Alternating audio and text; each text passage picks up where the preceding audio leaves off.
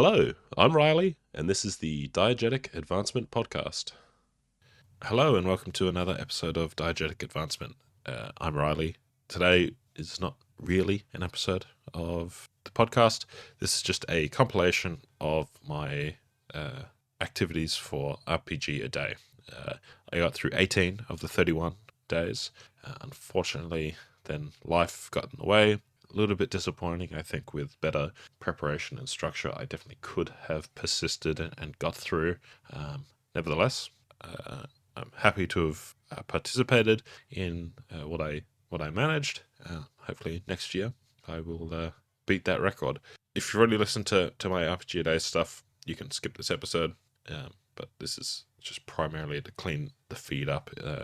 If you haven't, this will be mostly a stream of consciousness. Each day I recorded about a minute or so, and I haven't edited it so that there's transitions or anything. So it might all kind of blend together. We'll see. Included in the show notes are a list of a bunch of people that I know that participated. I encourage you to check those out. Some really great content got put out. And I guess I'd like to thank Runeslinger, Anthony Boyd, for putting this together. I'm forgetting the name of the partner in crime of RPGaDAY, but I think it's a really great initiative. And yeah, I really enjoyed listening to everyone talk positively about RPGs and their experiences with RPGs for the month. So well done for organising it this year and all the previous years. Without further ado, I'm just going to let the audio play out. Thank you very much for listening, and bye for now. Hello, and welcome to Diegetic Advancement. My name's Riley, and we're doing RPGaDAY. This is day 1. Okay, there are 2 sets of prompts. I think I'm going to stick to the one where there's sort of a theme and a quest, and that gives you some sort of prompt to create something. I'll probably not really nail anything down in polish because we're meant to do this daily. There's another one that sort of gives you a prompt to tell a story or something like that. And so I might include those if and when it's interesting. Today is the theme is runes, and I rolled create a simple mechanic. A few things came to mind straight away. A dice game, but that's fairly boring. And an oracle, but Tales of Argosa does that. Then I thought dwarves, and then went to like a dwarven lockpicking. But then that's just how Errant works, where you kind of have a twist, tap, turn, and you have to guess in the correct order for those, for which ones you need to do to unlock something. You could do the same thing, but with runes for a dwarven door. And then on the similar theme, I thought, well, maybe dwarven magic, and then runes are sort of typically depict elements. So you could have a set of runes: fire, earth, water, wind, some dwarvy stuff, wealth or gold. You probably think of a couple others, and you roll a set of dice, and you pick one element, and that is what the effect of your spell is. If you roll doubles or triples, that affects the sort of power of the spell, right? So 2 fires, it's better than 1.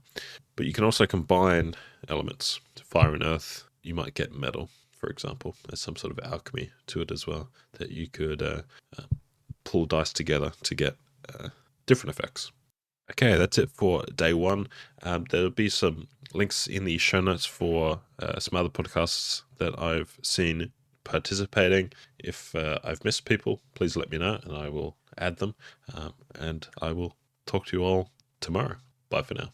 Hello, and welcome to Diegetic Advancement. I'm Riley, and it's August 2nd, day 2 of RPGaDAY. The theme for today is forest, and I rolled monster. Now, Australia's known for its deadly animals, and this got me thinking of maybe one of our deadliest, the drop bear. Now, reports of what these creatures look like are dubious, given there are very few survivors of its attacks, but it's reported to be look fairly similar to a koala bear, but much larger and with incredibly large fangs. And it drops from trees on unsuspecting tourists, and that's it for them. Now, I could just say drop bear. But forest makes me think of like creepy fae stuff, and there's a lot of D&D settings that are of that tone. So something dropping from the trees is what I'm going to take, but these are going to be infernal or cursed pine cones, and they drop from the tree and with like a cackling sound and attack. They've got little hands and legs, arms and legs, and mouths, and they are biters. Perhaps some of them even ignite with their infernal energy. Anyway, that is it for today.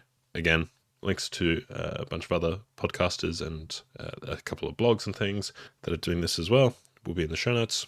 Thank you for listening. See you tomorrow. Bye for now.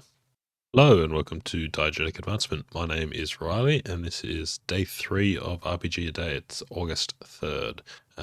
Today the theme is demonology, and I rolled a quest which was to create a random table. Now I'd seen that Pink Phantom over at Phantom Thoughts had rolled this exact result from his show notes, so I went over and had a listen to make sure that I didn't come up with the same thing. Go and check that out. The link to that is in the show notes. And so what I've settled on for my table is so you've been possessed by a demon, and it's a 1d6 result. Most of these are quote unquote good results, but I would expect a GM to imply some penalties to the fact that you are still possessed. But here are the results. On a 1, you gain increased strength. On a 2, you gain increased languages. On 3, you gain knowledge. Now this might be spells for a spellcaster, or a knowledge of treasure or something. Maybe you could use it as a the character can ask some questions and gain knowledge. 4, ability to cast a spell like shapeshift or mirror image or something like that. 5, you gain an obsession. And 6, the demon casts a quest on you and not stay possessing you until that is completed. That is it for today. There's no regular episode this week. I may return on the next week for the second episode of my 6 Turns Down Under. I'm currently working on building out some tables. I've kind of gone with less customizability from the roles, and I'm going fairly focused, and there'll be a kind of a list of instructions as if a GM is relaying them to the mapper. And I could give you a lot of customization and options, but that becomes an incredibly large table or incredibly large number of tables. So I'm going for a simplistic limited result of limited results. But tune in next week to see what I do there. Thank you for listening, and bye for now. Hello and welcome to Diegetic Advancement. I'm Riley, and this is day 4 of RPGaDAY, August 4th, and the theme is Cosmos. And I rolled Write a Legend or Rumor. I've been listening to the Appendix N podcast on their episode on Fritz Leiber, so I'm partially inspired by that. But the rumor is as follows. There exists a vast network of caves out in the middle of the desert, in which if you get yourself lost, you can find yourself traveling through the cosmos and to other worlds. Okay, that's it for today. I'll talk to you all again tomorrow. Bye for now. Hello and welcome to Diegetic Advancement. It is day 5 of RPGaDAY, August 5th, and today the theme is fairies. I've rolled for a quest, which is Write a Legend or Rumor. So here goes. By the lake in the old wood, if you mimic the knocking of a woodpecker on the old burnt out tree, a staircase will open in the lake and take you to fairy. Okay, that's it for today. Thank you again for listening. There's a bunch of great links in my show notes to other participants. Go check those out. I'll talk to you tomorrow. Bye for now. Hello and welcome to Diegetic Advancement. I'm Riley, and today is day 6, August 6th of RPGaDAY. The theme today is Portal, and I rolled Create a Simple Mechanic for my quest. That's the second time I've rolled that result. I think it might be my least favorite. I'm not a big fan of simple mechanics for a lot of these things. Like I don't know if I would codify portals universally with a simple mechanic. And if I tried to codify a single portal, then I'm feeling like I'm just inventing an item. Anyway, I will give it a crack. I'll be right back after I think of one.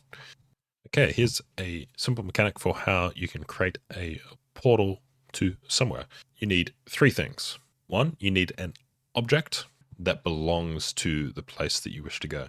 If it's to a person, you might need a lock of hair. If it's to a different plane, you might need an object that originates on that plane.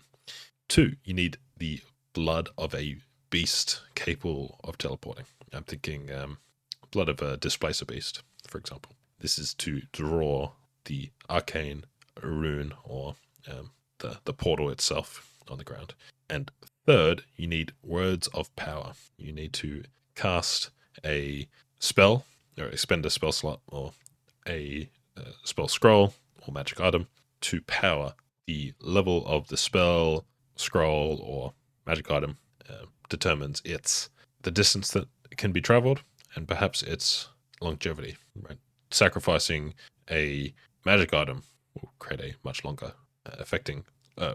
lasting portal than burning something temporary like just a spell, and a scroll might be somewhere in between those two. And if you just need to go a very short distance, a lower level spell would be fine. If you need to go the other side of the continent, you're much higher. If you need to go to a different plane, higher again.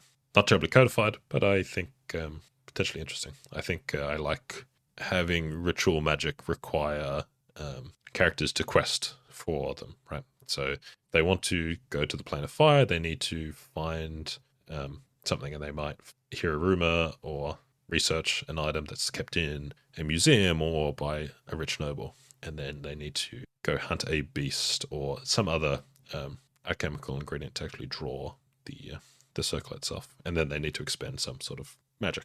Anyway, thank you very much for listening. I will talk to you all tomorrow. Bye for now. Hello, and welcome to the Diegetic Advancement. I'm Riley, and today is day 7 of RPG a Day.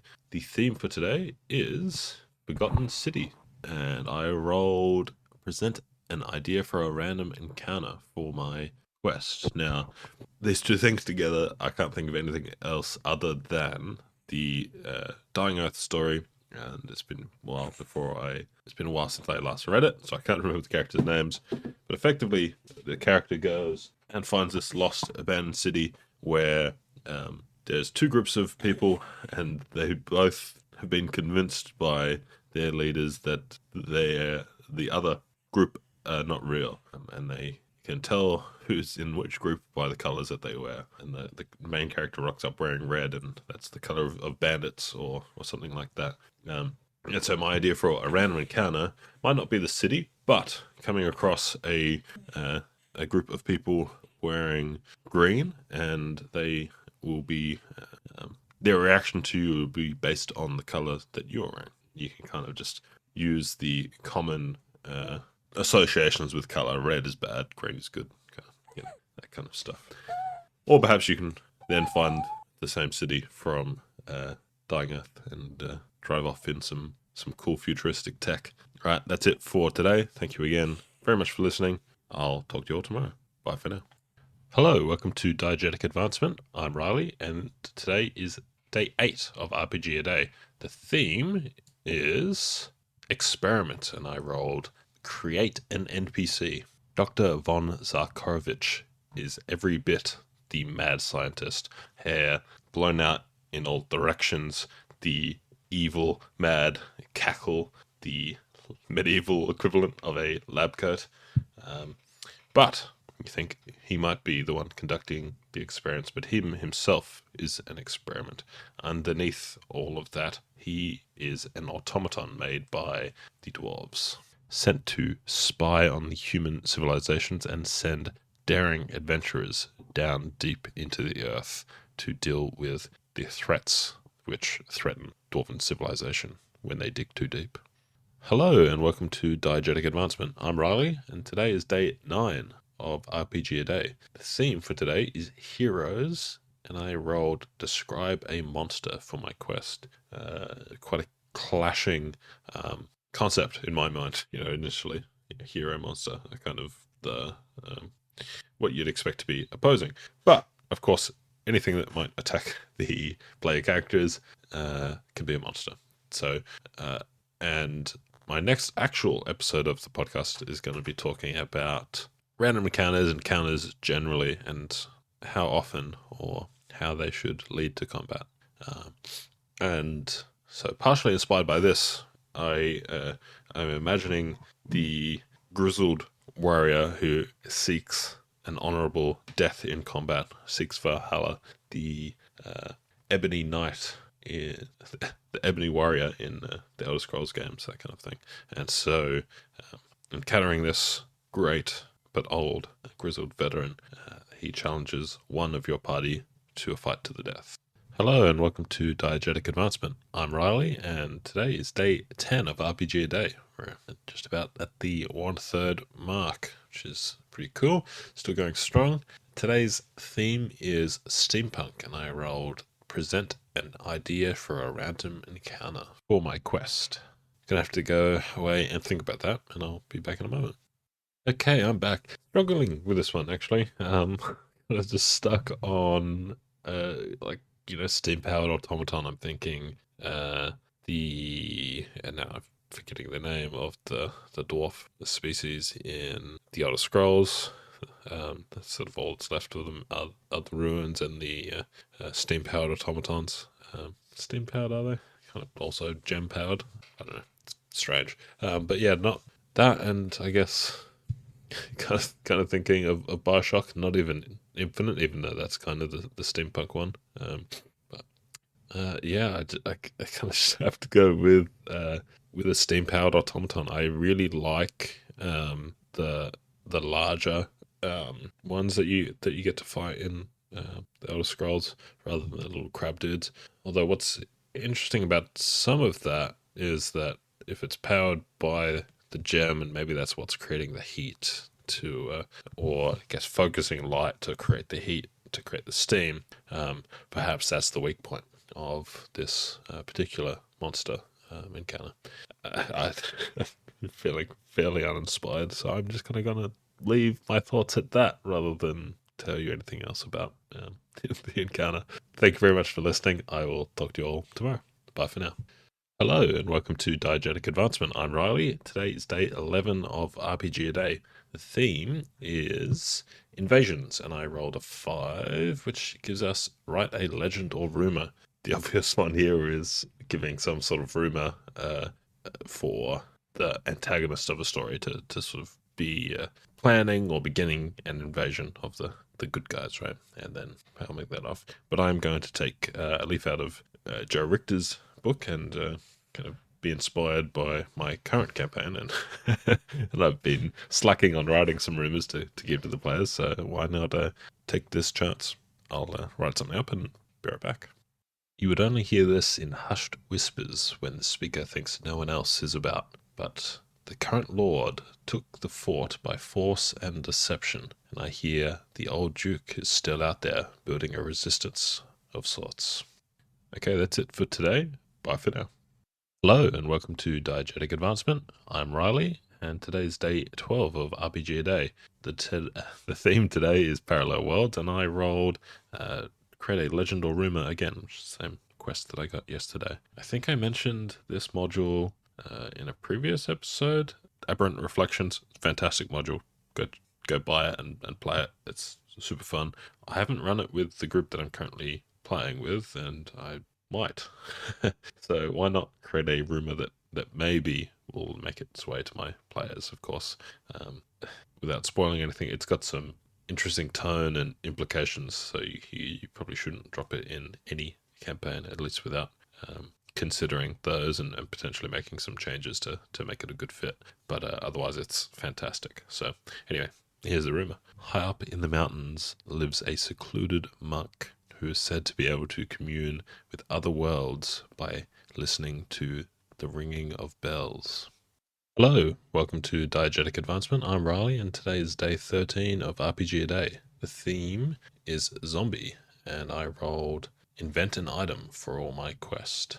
digging through a pile of refuge in a dank, dusty room in the dungeon, you find what looks to be a severed and withered arm. The arm bone protrudes from the flesh of the rotten hand. You think to play a funny joke on your adventuring companions, and you poke him with it, only to find that your companion is paralyzed, as if by a ghoul. He luckily recovers, but on the way out you notice that the undead that are in the dungeon seem particularly attracted to you, and you have several encounters before you can escape it quickly. Now, of course, what to do with this arm, not to be caught and labelled a necromancer when you get back to town. Hello and welcome to Diegetic Advancement. I'm Riley. Today is day 14 of RPGaDAY. The theme is Awakening, and I rolled Describe a Monster. I have very little time today, so I'm going to be uninspired, I guess. Oddly, when I think Awakening, I think dreams and waking up from that. And I used to have this reoccurring nightmare as a young kid that there was a panther that would lurk outside my bedroom in the hallway. Somehow it was up in the ceiling. There's nothing up in the ceiling for it to sit on. So it's this like sort of floating ethereal shadow panther. And of course it can only attack you in your dreams. The one of the ways to defeat it, and how I often did, was wake up screaming. If you can force yourself to wake up, then you can't be hurt. But your dreams will still be plagued by the creature if somehow you're cursed by something and it causes this monster to hunt you. Anyway, that's it for today. It's time for me to go to bed. Bye for now. Hello and welcome to Diegetic Advancement. I'm Riley. Today is day 15 of RPGaDAY, and the theme is genetics. And I rolled the same quest as yesterday. Describe a monster. Okay, a couple of things come to mind when I think of genetics. One, I suggested to Mirke of Mirke the Meek podcast, who you should definitely check out. He's doing an awesome RPGaDAY with his daughters as an alternative prompt to genetics. I suggested slime. It's kind of primordial genes in a way. But I also think about sort of getting stronger through adversity, right? So I'm thinking some slime. I don't know all the colors that have already been used, but pick a color of slime that's not in your monster list, and either it splits on getting attacked. You still takes damage as normal, but the remaining hit points are split between the two, or perhaps they're just duplicated. I hope that approaches zero if you were to do that. It sounds like it does, but it might not. So double check my math before you do that one. But I think just dealing damage and then splitting the remaining hit points between the two things that splits into. Or if your game has a bunch of things like damage resistance mechanics, I'm thinking like 5e, who will have access to a lot of different damage types and abilities and things like that. Perhaps the slime is resistant to the damage after it takes a certain type of damage. Perhaps it becomes immune on the second time. Maybe that lasts forever. Maybe that goes away after some time. To fit the theme, probably lasts forever.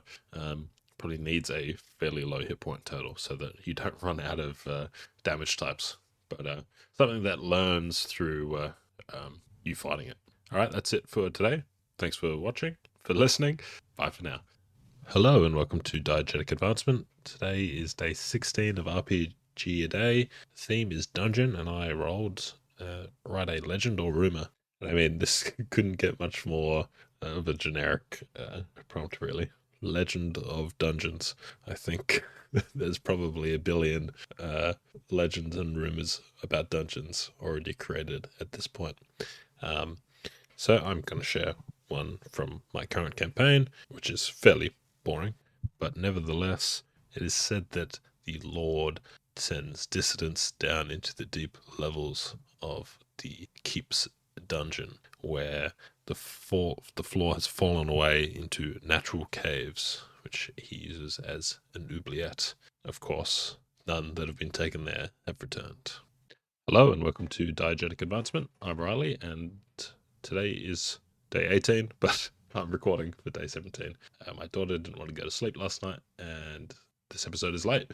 The theme for yesterday, or day 17, was AI and I had rolled create a random table. I'm just doing this episode very quickly, so I haven't created a random table. Instead, I asked ChatGPT to create a table for why AI is bad, and it has given me number 1, job displacement; 2, privacy concerns; 3, bias and discrimination; 4, lack of accountability; 5, security risks; and 6, ethical dilemmas. That's it for today. Hopefully I'll get a day 18 episode out later. Bye for now. Hello and welcome to Diegetic Advancement. I'm Riley and today is day 18 of RPGaDAY. The theme for today is curse, or curses, and I rolled create a bulletin board quest. So curses I feel like are very tropey. It's a good trope. You send your players on quests to break a curse or discover a cursed item, things like that. That sounds like a fun session of D&D to me, but because of that I wanted to subvert expectations a little bit and add a bit of humor into this, I guess. And so the bulletin board reads this: Old Farmer Maggie looking for brave adventurers to break a curse upon her. And of course, when your players go and meet old Farmer Maggie, she is claims to be cursed, but come up with a something odd going on that she believes is a curse, but there's some other reason for it. So as an example, and I guess this example, all of her tomatoes are green, and perhaps goblins have been raiding and swapping her seed stores, and so the green tomatoes are odd in some way, but you can kind of, through investigation, uncover the mystery and realize it's some mundane thing that still leads to a good bit of adventure. Right, that's it for me. Bye for now. I'd love to hear your feedback. You can reach me via Spotify, SpeakPipe, Discord, or email. Those details, along with everything I've talked about today, are in the show notes. Thank you so much for listening. Bye for now.